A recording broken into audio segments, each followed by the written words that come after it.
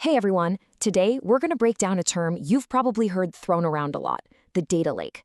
We'll explore the big shift from the familiar, structured data warehouse to the huge potential of the data lake, and, most importantly, what all this actually means for you as a business leader. So let me ask you a question. Does it ever feel like your business is just drowning in data? I mean, let's be real. Data isn't shown up in a neat little package anymore. It's pouring in from every direction, and it can seriously feel like you're just trying to keep your head above water. And where is this flood coming from? Well, everywhere.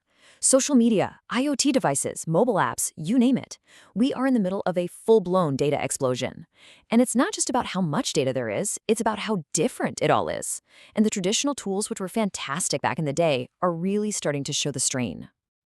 To really get where we're going, we first have to understand where we've been. For decades, the undisputed king of enterprise data was the data warehouse. Just think of it as the original, super reliable tool for handling data that was nice, organized, and predictable. So, what is a data warehouse exactly? Well, you can think of it like a perfectly organized library for your data. Before any information gets a spot on the shelf, it has to be cleaned, processed, and structured to fit a very specific format. This is amazing for your standard business reporting and for getting crystal clear answers to questions you already know you need to ask. The process to get data into a warehouse is incredibly methodical. First, you have to extract data from a source. Then, you clean it up to get rid of any errors. After that, you transform it into that required format, and then you can finally load it into the warehouse. This is the classic ETL process. It's powerful, and it guarantees high-quality data. But as you can see, it's also a pretty rigid, multi-step journey. The core principle that makes this all work is called schema on write. In simple terms, you have to design the container before you can put anything in it. The structure, or schema, has to be defined before the data is written to the warehouse. This ensures everything is consistent, but as we're about to see, it's also its biggest limitation. And that right there brings us to the central conflict. What happens when this perfectly organized system runs smack into the chaotic, messy reality of modern big data? First, there's just the sheer volume.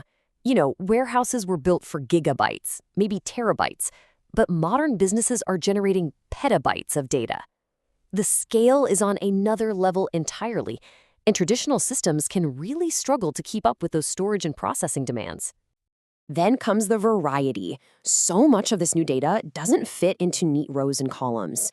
I mean, how do you file a social media post, a customer review, or a sensor log from a factory floor in a traditional database? Trying to cram all this unstructured data into a rigid schema is difficult, super time-consuming, and often you end up losing a ton of valuable context in the process. And finally, there's velocity. Data is no longer delivered in nice daily or weekly batches. Nope. It's a continuous, real-time fire hose of information. Businesses need to analyze and react to this stuff instantly, but the batch-oriented nature of traditional warehouses just creates a built-in delay.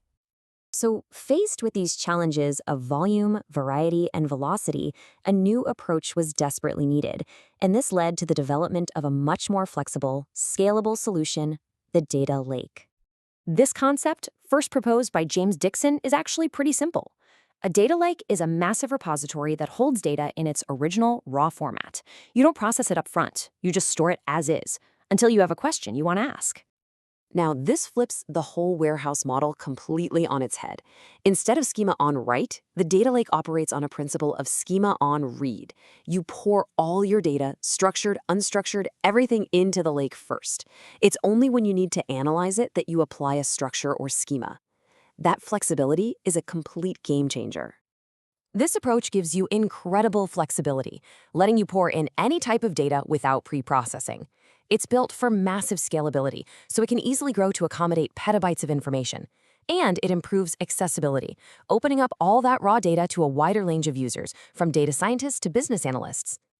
So this brings us to the big question for any manager. When do you use a lake and when do you use a warehouse? Let's put them side by side to make the choice crystal clear. At the highest level, the distinction is this. A data warehouse is optimized for refined, processed data, which makes it perfect for standard reports and business intelligence. A data lake, on the other hand, is designed for raw, unfiltered data, making it ideal for exploration, discovery, and asking questions you haven't even thought of yet. Let's break down the key differences. For the type of data, it's processed versus raw. For the schema, it's that rigid schema on write versus the flexible schema on read. This directly impacts their primary use. Warehouses excel at predictable business intelligence, while lakes are the playground for data science and machine learning. And finally, agility. Changing a warehouse schema can be a massive undertaking, whereas a data lake is built from the ground up to adapt and ingest new data sources easily. Understanding this difference isn't just some technical exercise. It's about unlocking the future strategic value that's hidden deep inside your organization's data. Now, it's really important to see the data lake not necessarily as a replacement for the warehouse, but as a powerful complementary partner. Many organizations use both, the warehouse for reliable daily reporting and the lake for deep dive exploration and advanced analytics that were pretty much impossible before. And you can see the difference in potential right here. Sure, you can perform analytics with a warehouse, but the data lake's access to all that raw, granular data dramatically expands the possibilities for much more sophisticated work. And this is why it matters so much for the future. You see, machine learning and AI models, they thrive on vast amounts of raw, detailed data. By storing data in its native format, a data lake doesn't just store your history, it preserves the very fuel you're going to need to power your future innovations. So, as we wrap up, the final thought is this. Every piece of data your business generates holds a potential key to future growth, efficiency, and innovation. The question you have to ask is, do you have the right set of tools to find and unlock it?